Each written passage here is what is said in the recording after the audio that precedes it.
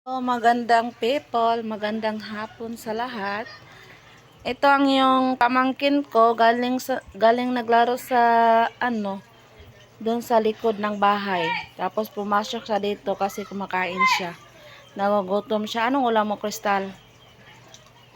Masay sudan mo? Ha? Beef loaf. Yan, hugas kasi mong kamay.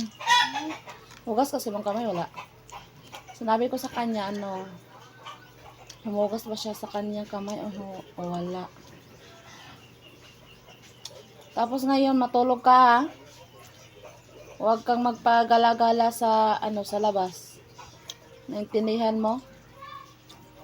Yan. Matuto kang sa akin ha.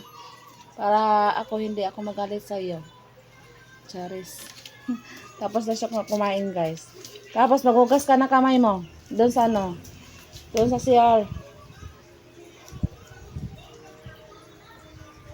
Yan lang po mga guys.